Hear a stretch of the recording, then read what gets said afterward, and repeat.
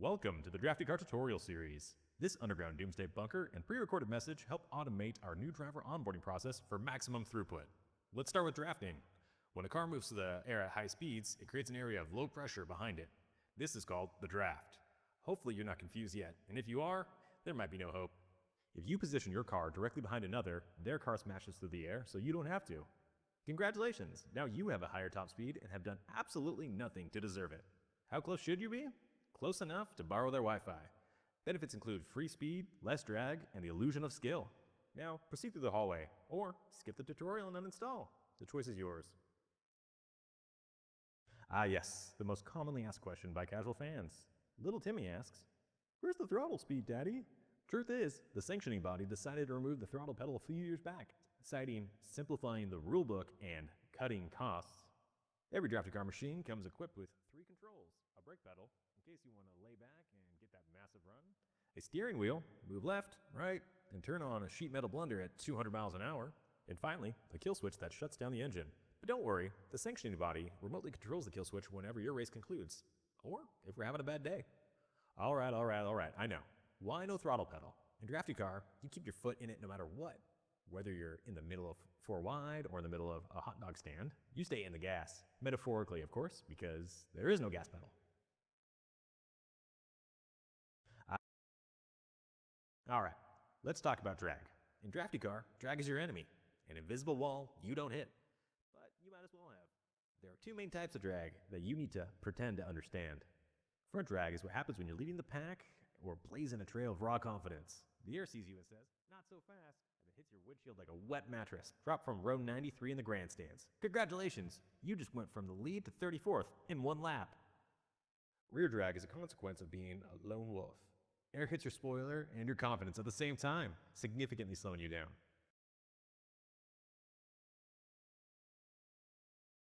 Side drafting is the science of pulling up next to another car and turning up some complicated physics calculations. When you pull up beside the car, the airflow changes and your front fender starts redirecting air upwards and hurling it onto their rear spoiler. Just make sure to peel off the side of their car before they repay the favor when you inch ahead.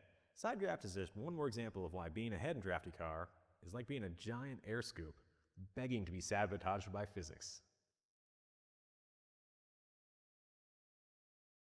Flags from the flag stand and race status lights every 300 feet are how the officials attempt to maintain order. Let's start with the green. When you see the green, it means you can drive with zero fear of a car ending up in your windshield most of the time. Next, the white flag. This means 1 lap to go. This is your last chance to make a move. Start a rivalry or completely forget how the draft works. At this point, strategy is replaced by bad impulses, but bad impulses are exactly why our fans keep showing up. We love you. Then there's the checkered flag, which means the race is over. You finished. Somewhere. Maybe you won. Maybe you wrecked. Maybe you crossed the line upside down, backwards and on fire. It all counts if you cross the line within 5 seconds of the leader doing so. If you don't, we pretend you never existed. But don't worry, Draftycar officials are constantly monitoring the race data, and if you do happen to lose the draft, they'll issue a black flag and put you out of your misery. Finally, the yellow flag. This flag exists purely for informational purposes only. It means something happened. A spin, a crash, a moment of vulnerability. You are under no obligation to slow down. In fact, after surveying our fans, they do like to see heavy collisions. So slowing down for a crash would actually go against our fans' happiness metrics. Slowing down isn't much of an option anyway. Your brake pads are tiny. It's the equivalent of scraping some graham crackers on a cinder block. The most you'll be able to slow down is to 180 or 185 and somewhere in that range. In summary, flags are there to provide context. What you do with the context is entirely up to you. Just know that every decision you make will be recorded, judged, and possibly end up on YouTube. Blocking, the notable art of getting in the way on purpose. Blocking is when you see someone coming with momentum and you relocate your entire car into their path. And it's very dangerous and highly encouraged. Why do this? Because you're not here to make any friends. You're here to maintain position at all costs and keep the fans entertained. Better yet, if you get hit from behind and don't go spinning through the infield, you'll get a nice boost of speed, which we call a bump draft. When do you block? When you're desperate, confused, or all out of ideas. In summary, blocking is not just a strategy, it's a statement.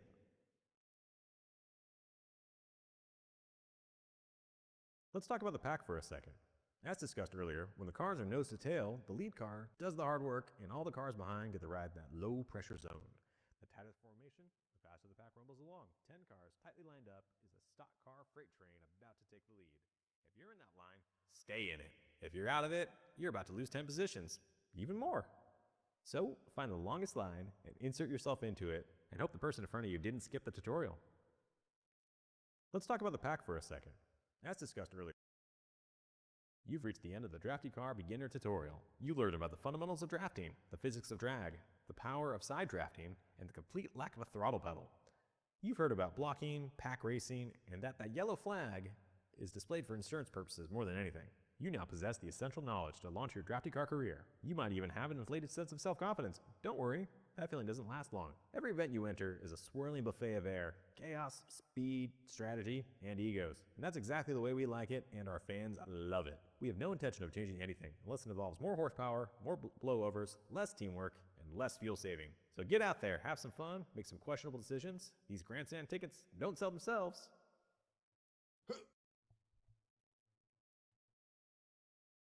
You've reached the end of the Draftycar beginner tutorial. You learned about